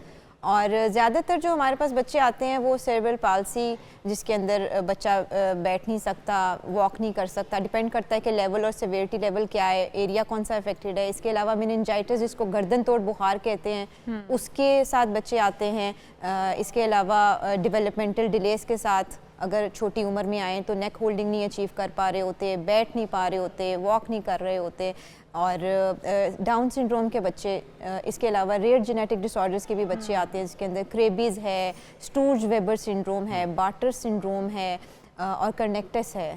तो इन सब डायग्नोसिस के बच्चा जब पैदा होता है तो पेरेंट्स के लिए तो वो जब तक चलना, बोलना और भागना दौड़ना शुरू नहीं कर देता तब तक परेशानी का एक फैक्टर रहता है कि अब मेरा बच्चा बोल नहीं रहा, अब मेरा बच्चा सही से बैठ नहीं पा रहा, अब मेरे बच्चे का बिल्कुल, और मेरे बच्चे की गर्दन नहीं ठहर पा रही, क्योंकि जब बिल्कुल छोटा होता है ना तो सबसे पहला उसका मसला ये होता है कि बच्चा अपनी गर्दन खुद से उसको होल्ड नहीं कर पा रहा, ठहराव उसमें नहीं है, और फिर वो बैठ नहीं पा रहा है। फिर जो वो चलने की एज में आता है तो अब जी वो 1 साल का हो गया, अब चलना शुरू नहीं किया उसने, स्पीच का टाइम आता है तो बोलना शुरू नहीं किया, तो पेरेंट्स को कब कब अलर्ट हो जाना चाहिए इन चीज़ों को लेकर? बच्चा कितनी एज में, एग्जैक्ट एज क्या है जब बैठना शुरू कर देता है, जब उसकी गर्दन खुद से वो होल्ड करना शुरू कर देता है, ये सारा कुछ अगर आप हमें बता। ये चीज़ हम ना ड्यूरिंग प्रेगनेंसी भी कुछ चीज़ें हैं, रिस्क फैक्टर्स आ जाते हैं जिसको हम कंसिडर करते हैं कि डेवलपमेंटल डिलेज आ सकते हैं, जिसके अंदर अगर लेडी प्रेग्नेंट है और उसको कोई भी इन्फेक्शन जैसे खांसी, गला ख़राब, ज़ुकाम भी हो जाता है और अगर वो 4 to 6 वीक से ज़्यादा प्रोलॉन्ग कर रहा है, तो आई थिंक गायनेकोलॉजिस्ट के पास हमें विजिट करना चाहिए कि टॉर्च इन्फेक्शंस ना हो। टॉर्च इन्फेक्शंस की वजह से वो जो प्लासेंटल बैरियर है वो क्रॉस इन्फेक्शंस कर जाती हैं और बच्चा अफेक्ट होने के चांस होता है। माइक्रोसेफली, हाइड्रोसेफलस, इस तरह के केसेस आ जाते हैं अगर प्रेगनेंसी के दौरान अगर लेडी को टॉर्च इन्फेक्शंस हो जाए। इसके अलावा अगर प्री मेच्योर बर्थ है, बच्चा वक्त से पहले पैदा हो जाता है, तो भी चांसेस होते हैं कि डेवलपमेंटल डिलेज आ जाएं। अगर ट्विंस या ट्रिपलेट हाई रिस्क प्रेगनेंसी है, उसके अंदर भी कई दफ़ा एक बच्चे को नरिशमेंट कम मिलती है तो डेवलपमेंटल डिलेज और बच्चे को इस तरह की पिक्चर सीपी की आ जाती है। इसके अलावा अगर बच्चा पैदा होता है और रोए ना टाइम पर, फौरन बच्चा रोता है, तो ये भी इंडिकेशन है माँ को कि अगर आगे जाके उसकी नेक होल्डिंग अगर डिले होती है ड्यूरिंग प्रेगनेंसी डॉक्टर साहब गलत मेडिकेशन भी एक सबब बन सकती है। किस तरह की एहतियात माओं को करनी है? समटाइम किसी को हेडेक है, कोई फीवर हो गया, कोई ऐसी गलत मेडिसिन इस्तेमाल कर ली। Stressful pregnancy can lead to this as well. Stressful pregnancy के जो रिजल्ट्स हैं वो भी इस तरह के प्रॉब्लम्स को क्रिएट कर सकती है। तो इसके अलावा जो एपगार स्कोर है बच्चों का, जब पैदाइश के बाद फ़ौरन बच्चे का कलर क्या था, उसी पॉइंट पे पैदाइश के दौरान भी हमें पता लग जाता है। डॉक्टर्स पेरेंट्स को इन्फॉर्म कर सकते हैं कि आपने अपने बच्चे के डेवलपमेंटल माइलस्टोन्स पे नज़र रखनी है कि कब कब क्या क्या हो रहा है। और कुछ बच्चों का प्रोलॉन्ग हॉस्पिटल स्टे की वजह से अगर नीकू के अंदर, नर्सरी आईसीयू के अंदर बच्चा एडमिट है, तो राइट आफ्टर नर्सरी भी वो थेरेपी स्टार्ट करा सकते हैं, क्योंकि जितनी जल्दी बच्चा थेरेपी स्टार्ट कराएगा उतनी जल्दी हम उसके न्यूरोनल पाथवेज को रिकंसाइल या साइनैप्स कर सकेंगे। ठीक है। अच्छा, उस वक्त बच्चों का ये नहीं पता चल रहा होता कि बच्चा देख रहा है, क्योंकि वो उस वक्त तो बाप को समझ सुन नहीं पा रहा होता, सही तरह से रिस्पॉन्ड नहीं उस तरह से कर पाता, तो उसकी आंखें उस तरफ वो देख रहा है, पेरेंट्स इस तरफ खड़े होकर बात कर रहे हैं, अब उसका आई कांटेक्ट तो नहीं बन पा रहा पेरेंट्स के साथ, तो पेरेंट्स ये समझते हैं कि अभी छोटा है, शायद उसको हमें अंडरस्टैंड करने में टाइम लगेगा। तो क्या वो सही टाइम है कि बच्चे को फ़ौरन से पहले थेरेपिस्ट के पास लेकर जाया जाए, चेक करवाया जाए एटलीस्ट कि बच्चा रिस्पॉन्ड क्यों नहीं कर रहा, क्या उसकी कुछ सुनने की समात में कोई मसला तो नहीं है, या उसके देखने में या उसके समझने में? ये चीज़ भी जो है आप बच्चा, क्योंकि आई ट्रैकिंग के थ्रू आप देख सकते हैं बच्चा ट्रैक कर रहा है या नहीं कर रहा, ये चीज़ भी हमें इंडिकेट करती है टॉयज़ को फोकस कर पा रहा है नहीं कर रहा। अगर कमरे में कोई एंटर हो रहा है, बच्चा हमें देख रहा है, नोटिस कर रहा है, या कोई अपनी ही मूवमेंट में बिजी रहता है, तो अपने नाम लेने पे भी रिस्पॉन्ड कर रहा है या नहीं कर रहा। लेकिन ये कितनी एज में, कितने मंथ्स के बाद ये चीज़ आपको फील होनी चाहिए या उसको नोटिस करना चाहिए?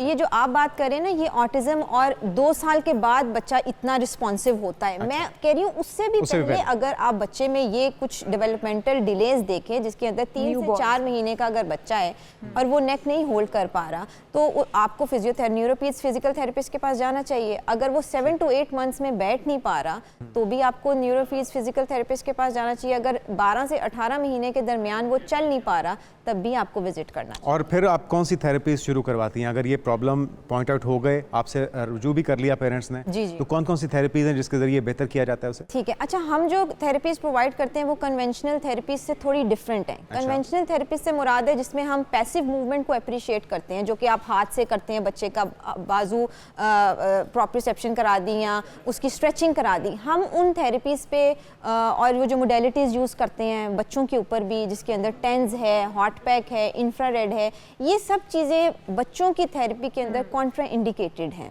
ओके, ठीक है। हम जो थेरेपीज प्रोवाइड करते हैं वो फंक्शनल फिजिकल थेरेपी है, जिसके अंदर बच्चे को हम ऐसी पोजीशंस में ग्रेविटी के इन्फ्लुएंस के थ्रू मसल को ट्रेन करते हैं, उनके ब्रेन के पोस्चरल रिफ्लेक्सेस को एक्टिव करके, जिससे उनके जो न्यूरल प्लास्टिसिटी है उसके थ्रू वो मूवमेंट को मैप कर लेते हैं ब्रेन में। ठीक है। ये डायनेमिक मूवमेंट इंटरवेंशन के थ्रू हम थेरेपी करते हैं। इसके अलावा हमारे पास स्पाइडर यूनिट थेरेपी है, जिसके अंदर जो बच्चे बैठ नहीं सकते, खड़े नहीं हो सकते, नॉन वेट बेरिंग में होते हैं, उनको हम बंजी कॉर्ड्स लगा के यहाँ पे एक पेल्विस पे, एक चेस्ट पे लगती है, और डिफरेंट हमारे पास वो यूनिट हैं जिसके अंदर हम उनको वो माइलस्टोन अचीव करा देते हैं या उस पोजीशन में ले जाके एक्टिविटीज़ करा देते हैं या स्ट्रेंथन कर देते हैं वो मसल अच्छा, जो वीक होता है। थेरेपिस्ट के साथ आप समझती हैं कि बच्चा इस काबिल हो जाता है कि वो नॉर्मल मूव कर सकता है, उसकी गर्दन भी जिस तरह से होल्ड करना शुरू कर देती है और वो माइलस्टोन अचीव करने के बाद वो नॉर्मल ज़िंदगी की तरफ आ सकता है? क्योंकि ये जो नॉर्मेलिटीज़ जिनके ऊपर हम बात कर रहे हैं, हम यूजुअली देखते हैं कि ये तो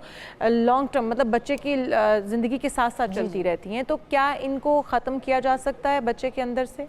अच्छा, इट डिपेंड्स कि बच्चा किस टाइम पे मेरे पास आया है। अगर अर्ली एजेस में आ गया है, 4 मंथ्स में आ गया है, 6 मंथ्स में आ गया है, पहले 2 साल में आ गया है या 3 साल में आ गया है, पहले 1000 डेज जो होते हैं बच्चे के बड़े इंपॉर्टेंट होते हैं। अगर 1000 डेज 1000 पैदा होने से लेकर जी 1000 तो डेज अगर उस टाइम ड्यूरेशन के अंदर आ गया है तो हम अगर 4 महीने का बच्चा आ रहा है तो हम उसको 18 महीने तक से 2 साल के अंदर वॉक तक ले आते हैं। अगर वो बच्चा आया 5 साल में और उसने अभी सिटिंग भी अचीव नहीं की, स्टैंडिंग भी अचीव नहीं की, तो हमारे लिए थोड़ा चैलेंज बढ़ जाता है। इसी तरह अगर 10 साल के बाद आता है, 15 साल में आता है तो मजीद चैलेंज बढ़ जाता है। तो अर्ली इंटरवेंशंस जिसको कहते हैं कि जितनी जल्दी हो सके आप फिजियोथेरेपी कराएं, वो उसके रिजल्ट्स भी बेहतर आते हैं। बच्चा अपने माइलस्टोन्स जो है 1-2 महीने लेट या 6 महीने लेट लेकिन समहाउ अचीव कर ठीक है। अच्छा डॉक्टर साहब, अब ज़्यादातर केसेस किस तरह के आते हैं?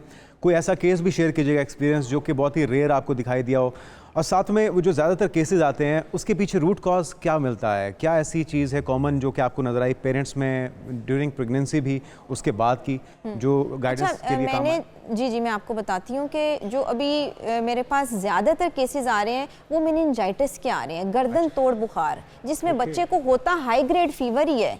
हम समझते हैं कि शायद पैनाडोल और पैरासीटामोल से बेहतर हो जाएगा, लेकिन वो इन्फेक्शन होती है मेनिंजिस की, ब्रेन की जो लेयरिंग होती है उसके अंदर इन्फेक्शन वो बैठ जाती है और जिसकी वजह से बच्चे को हाई ग्रेड फीवर होता है। और जब वो ठीक होता है आहिस्ता आहिस्ता उतनी देर तक कोई ना कोई बॉडी का साइड इफेक्ट हो गई होती है, जो अगर टाइमली भी इस चीज़ को ट्रीट कर दें तो वो जो डैमेज होता है वो एक साइड ऑफ द बॉडी होता है। और अगर पेरेंट्स को, कई पेरेंट्स ऐसे जिनको पता ही नहीं चलता, टाइमली ट्रीट नहीं हो पाता, तो उनका डैमेज फिर ज़्यादा हो जाता है ब्रेन के लेवल पे और उनकी पिक्चर फिर क्वाड्रिप्लेजिक, हेमीप्लेजिक। स्पीच का अगर आप बता सकें, क्योंकि बच्चे जब बोल नहीं पाते हैं तो पेरेंट्स बड़े परेशान हो जाते हैं, तो कितने वो बोलना शुरू कर देते हैं या फिर हूँ गाँ जैसे आवाज़ें निकालना, तो आप समझ सकते हैं कि ये बोलने वाला बच्चा ये बोलेगा।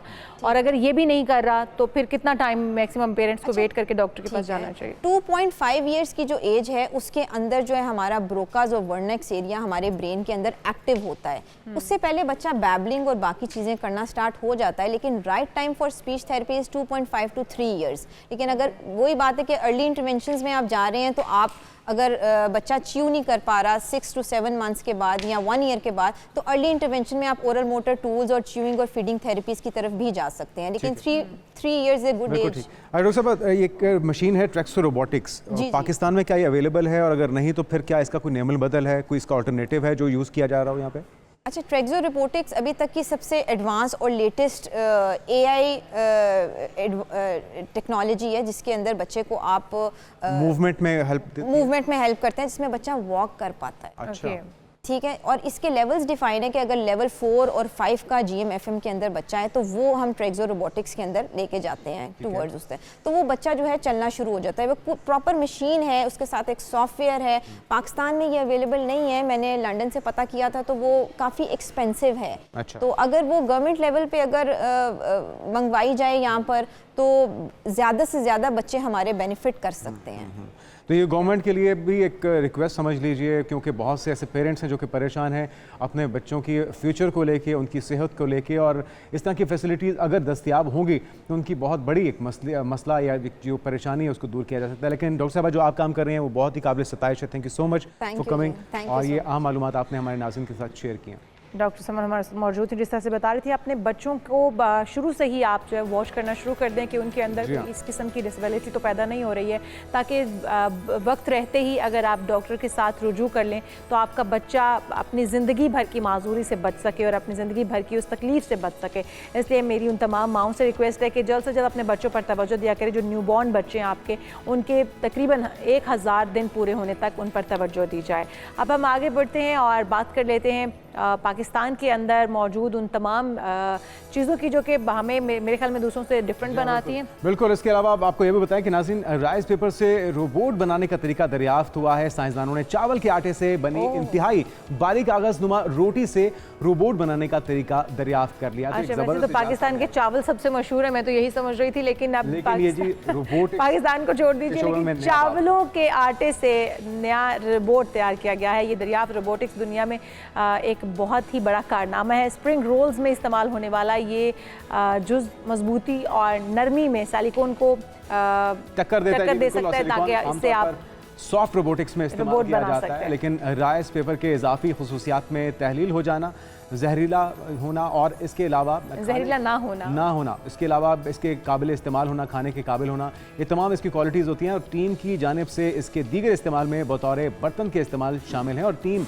इस मटेरियल से एक रोबोट बनाने के लिए पुरुमीद है जो खुद हरकत कर सकेगा। तो एक ज़बरदस्त इनोवेशन है। और बिल्कुल जी, अब आटे के चावल के आटे से बहुत कुछ बनाया जा सकेगा। वो बर्तन होंगे, वो खाने वाली अशिया होंगी, या फिर वो रोबोट्स होंगे।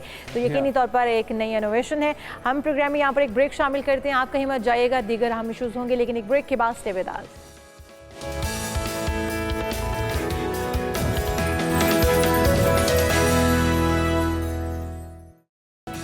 नाज़रीन, वेलकम बैक। बात करेंगे अहले बैत की, जिनसे मोहब्बत हम सबके ईमान का एक बुनियादी जुज़ है, उसकी मेराज है। भाई अगर ये कहा जाए तो बिल्कुल भी गलत नहीं होगा। और ये वही पाकबाज हस्तियां हैं जिनको रब्बुल आलमीन ने अपने नबी की सोहबत के लिए चुना और जिनकी आंखों ने नबी के रुख अनवर का दीदार भी किया, जिन्होंने मशवरतुन नबूवत से बराह रास्त इस्तिफ़ादा भी हासिल किया और जिनकी वसातत से ये कुर्बानियों से दीन मुकम्मल हुआ, हम तक पहुँचा, कुरान और हदीस का इल्म हमें हासिल हुआ और हमें इरफान हक़ की मंजिल तक रसाई में कामयाबी हुई। हम बात कर लेते हैं आज उन्हीं हस्तियों के बारे में। हमारे पास साथ मौजूद हैं डॉक्टर पीर तारिक शरीफ ज़ादा, सीरत स्कॉलर। वेलकम टू शो कहेंगे आपको डॉक्टर साहब।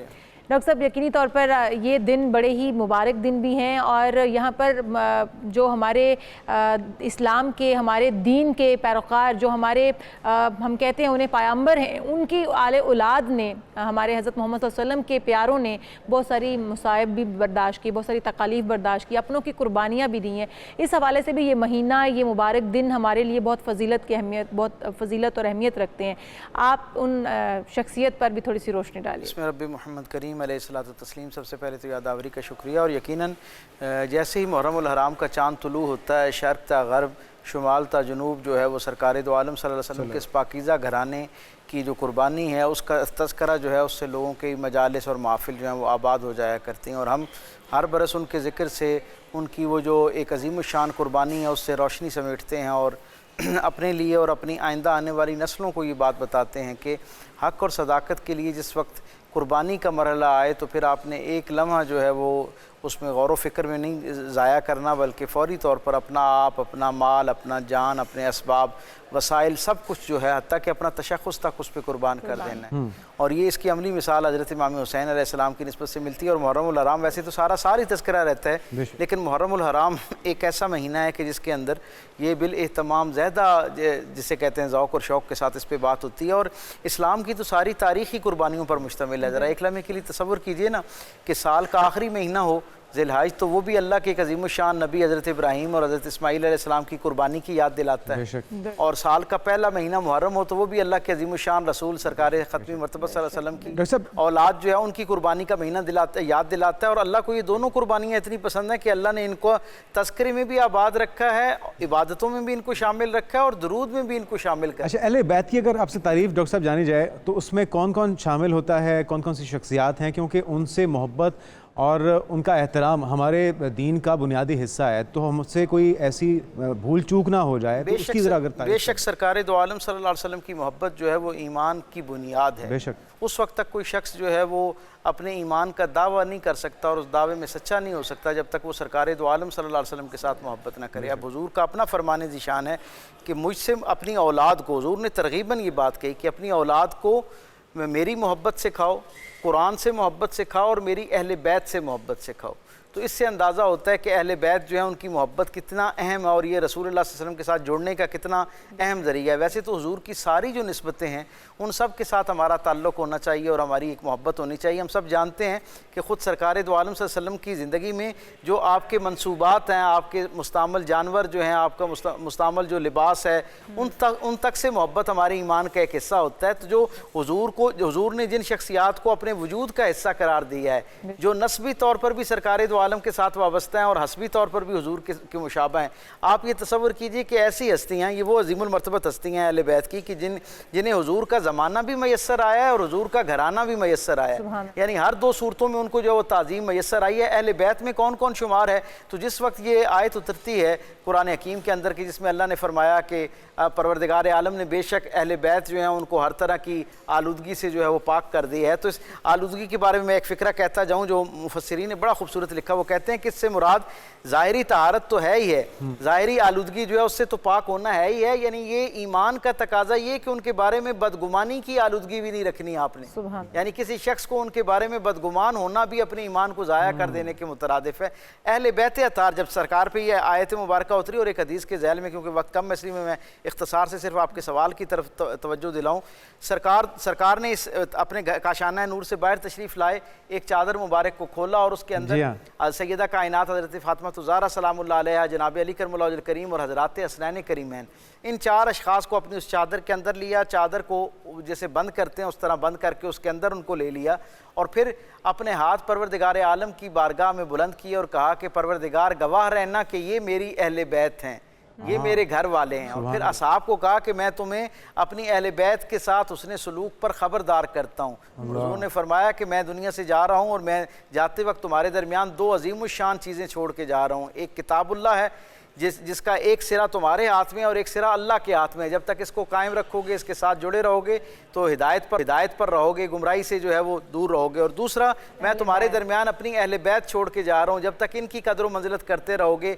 इनकी पैरवी करते रहोगे, इनसे ना सबकत लेकर जाओगे ना इनसे पीछे रह जाओगे, गोया इनकी पैरवी में इनके साथ साथ जब तक रहोगे तो हिदायत कामला में रहोगे। और हुज़ूर ने फरमाया कि ये दोनों नेमतें, कुरान भी और मेरी इतरत जो है अहले बैत है, ये दोनों आपस में इकट्ठे रहेंगे और यहाँ तक कि ये हौज़े कौसर पर मुझसे आके मुलाकात करेंगे और इनसे जो मोहब्बत करने वाले होंगे वो भी जो है वो परवरदिगार आलम की इज़्न के साथ जो है वो हौज़े कौसर पर पहुँचेंगे। और हुज़ूर ने फरमाया मैं सारी अल्लाह की मखलूक के लिए शाफ़े बनकर आया हूँ, लेकिन क़यामत के दिन भी मैं सबसे पहले अपनी जो अहले बैत है उसकी शफ़ात करूँगा और फिर जिनकी मैं शफ़ात करूँगा अल्लाह उन्हें ये इज़्ज़त अता करेगा कि वो फिर उनके कहने से लोगों की शफ़ात होगी। तो इससे अंदाज़ा होता है कि अहले बैत के साथ हमारी मोहब्बत का तकाज़ा क्या होना चाहिए और किस अंदाज में उनको जो है वो याद करना चाहिए और किस अंदाज में उनका वो जो एक इनफरादी तशख़्ख़ुस है उसको तसव्वुर में रखना चाहिए। आप देखें ना, जब आयत दुरूद नाजिल होती है तो हज़रत अनस बिन मालिक कहते हैं मैं सरकार दो आलम को देखता हूँ कि हुज़ूर जो हैं चेहरा अक़दस के ऊपर दोनों कैफियत मौजूद हैं, चश्माने मुक़द्दस से आंसू भी जा रही हैं और मुस्कुरा भी रहे हैं। और हुज़ूर फरमाते हैं कि ऐ मेरे बेटे अंस, आज अल्लाह ने मुझे एक ऐसी फजीलत से हमकिनार किया जो ना मुझसे पहलों को मिली ना मुझसे बाद वालों को। और फिर साथ ही कहा अल्लाह ने अपने एक राज में शरीक कर लिया और वो राज क्या है कि अल्लाह और उसके फरिश्ते सारे मुझ पर दुरूद पढ़ते हैं। जब हुजूर ने असहाब को ये बात कही ना तो असहाब आपस में मशवरा करना शुरू हो गए कि इससे पहले जितनी इबादत का हुक्म था, जितने अल्लाह की तरफ से हुक्म आए वो सारे अवामिर थे, हुक्म थे, अल्लाह का फेल नहीं थे, यानी कोई ऐसा अमल नहीं था जो अल्लाह खुद करता हो। नमाज का हुक्म अल्लाह देता है, अल्लाह खुद नमाज नहीं पढ़ता, रोज़े का हुक्म देता है, ज़कात, हज, ये अल्लाह खुद इनमें से कोई अमल नहीं करता।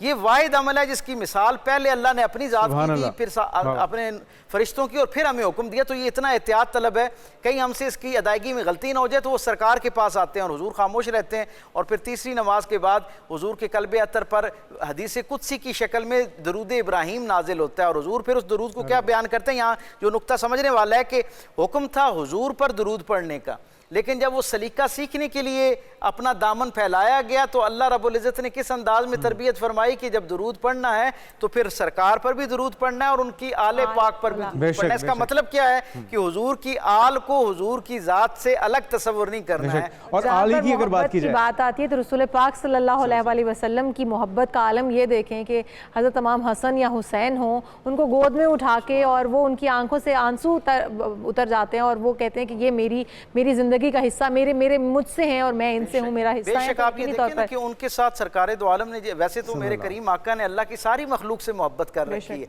और हुजूर तो दुनिया में आ ही लोगों में आसानियाँ और इज़्ज़तें तकसीम करने के लिए, लेकिन जैसी मुनफरिद इज़्ज़तें हुजूर ने अपने इन शहजादगान को और अहले बैत को अता की हैं और अल्लाह के इज़्न के ज़ैल में अल्लाह की इजाज़त से और अल्लाह की मंशा और मर्ज़ी के मुताबिक जो मुनफरिद इज़्ज़तें और फ़ज़ाइल इनको मैसर हैं वो इंसानी तारीख़ में किसी और हस्ती को जो है उस अंदाज़ में मैसर नहीं। आप तसव्वुर कीजिए जिन्हें सरकार दो आलम सल्लल्लाहु अलैहि वसल्लम, आप देखें ना कि हज़रत फ़ातिमा ज़हरा सलामुल्लाह अलैहा हैं, हुजूर की शहज़ादी हैं, सबसे महबूब शहज़ादी, और हुजूर का उनके बारे में क्या फरमान है कि ये मेरे जिगर का टुकड़ा है। यानी इससे अंदाज़ा लगाएं कि जिस हस्ती को हुजूर अपने जिगर का टुकड़ा करार दे रहे हैं, इसका मतलब ये है। और फिर साथ फरमाते हैं कि इनसे मोहब्बत मुझसे मोहब्बत है, इनसे दुश्मनी मुझसे दुश्मनी। और फिर यहाँ तक नहीं रहते बल्कि अल्लाह रब्बुल इज़्ज़त की हुजूर अल्लाह की बारगाह में दुआ करते हैं, कहते हैं परवरदिगार मैं इनसे मोहब्बत करता हूँ, तू भी इनसे मोहब्बत कर, और जो इनसे मोहब्बत करते हैं तू उनसे भी मोहब्बत कर, और जो इनसे बुग़्ज़ और अनाद रखते हैं तू भी उनसे जलाल वाला मामला फरमा। कोई यादगार वाक़या अगर आप शेयर करें हज़रत हसन रज़ी अल्लाह अन्हु और हज़रत हुसैन रज़ी अल्लाह अन्हु की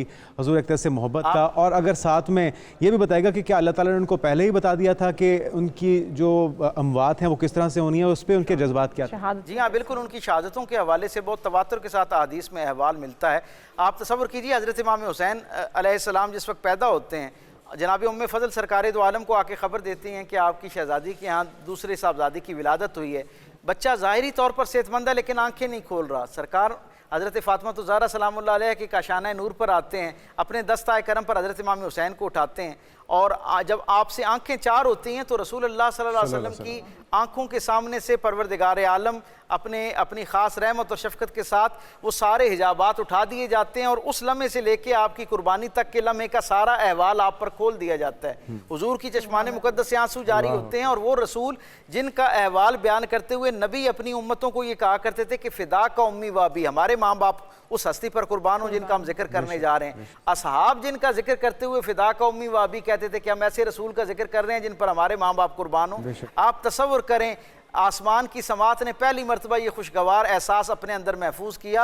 हुजूर ने जब वो सारा मंजरनामा देखा ना चश्मे तसव्वुर के साथ, करबला तक का जो अहवाल है, हुजूर की चश्माने मुकद्दस से आंसू जारी थे, और हुजूर ने अपनी साहबजादी हज़रत फ़ातिमा ज़हरा सलामुल्लाह अलैहा को मुखातिब करके कहा, या बुनैया फ़िदा का उम्मी व अबी, ए मेरी बेटी मेरे माँ बाप तुझ पर कुर्बान हो। आप तसव्वुर करें वो हस्ती जिस पर सारी कायनात के माँ बाप कुर्बान कर दिए जाएं तो उनकी फजीलत जो है उसमें इजाफा नहीं होता। आप तसव्वुर करें वो हस्ती हज़रत इमाम हुसैन की उस कुर्बानी को किस कदर मंजिलत की निगाह से देखती है कि उस कुर्बानी के ज़ैल में उसका तसव्वुर करते हुए हुजूर के दिल से ये दुआ निकलती है कि ऐ मेरी बेटी मेरे माँ बाप तुझ पे कुर्बान हो। यानी ये ताज़ीम का आखिरी दर्जा है कि बज़ाहिर वालिद जो है वो अपनी बेटी को ये बात इस मोहब्बत के साथ हदिया से पास पेश कर रहा है। हज़रत इमाम हुसैन के साथ तो हुजूर की इतनी शफ़क़त का मामला है, जब हज़रत फ़ातिमा ज़हरा सलामुल्लाह अलैहा का निकाह हुआ ना, तो हज़रत फ़ातिमा ज़हरा के निकाह के बाद हुजूर का मामूल था कि रोज़ाना एक मरतबा उनके घर तशरीफ़ ले जाते।